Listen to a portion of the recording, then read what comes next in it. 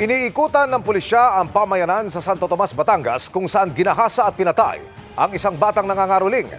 Galit na nagluluksa ngayon ang mga nag-alaga sa bata na matagal na palang ulila. Nakatutok si John Consulta. Hindi siya tao. Hayop siya. Demonyo siya.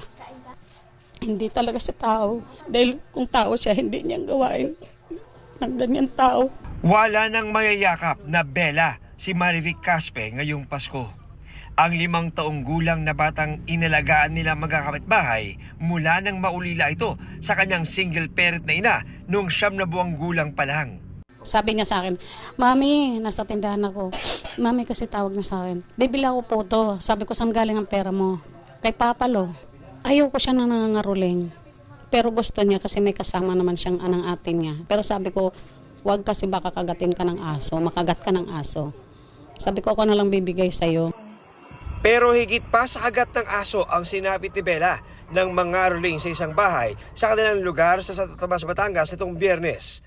Kinabukasan, natagpuan siyang nakasilid sa sako at wala ng buhay. Lumabas sa pagsusuri na ginahasa si Bella ng 2 lalaking caretaker ng bahay na umaming nakadroga noon. Parehong arestado na ang 2. Inamin ng isa sa mga suspect ang ginawang pangahalay. Ano ginagawa mo? Gumagamit, sir. Ng... Pinagbabawal na gamot. Tapos, ano nangyari? Dumating na po ang punto na doon na po sa taas yung bata, iba na po yung takbo ng utak po namin. Lumalabas na pinagplanuhan ng mga suspect ang bata na dati na raw nangangaroling sa kanila. Ilang beses na po bang nangaroling sa inyo yung bata? 5 beses po, sir. Bago po dumating yung pang 5 beses na nangaroling, doon na namin po na pagplanuhan na ipasok yung bata doon sa loob ng barak. Pagkakanta po, pinapasok ko na po sa loob. Pagpasok po ng bata, yung bibigyan ko po ng pera, nakita po ni... Nung pangalawang kasama mo? Yung pangalawa kong kasama na nagamit po kami. Gusto na pong umalis. Nung bata? Opo, sir. Sumisigaw at umiiyak po, sir. Yung bata po, sir. Anong sabi niya? Uuwi na po daw po siya. Sa sariling kwento ng suspect, inuntog ng kanyang kasama ang bata bago nila ito hinalay. Pagkatapos ay sinakal ang bata gamit ang cord ng charger ng cellphone na kanya raw ikinamatay. Pero kahit patay na, hinalay pa raw ulit ng kanyang kasama ang bata. Bakit mo po nagawa yun? Dahil hindi na po namin makakaya yung kuwan ng droga. Hindi po namin kaya ng kontrolin.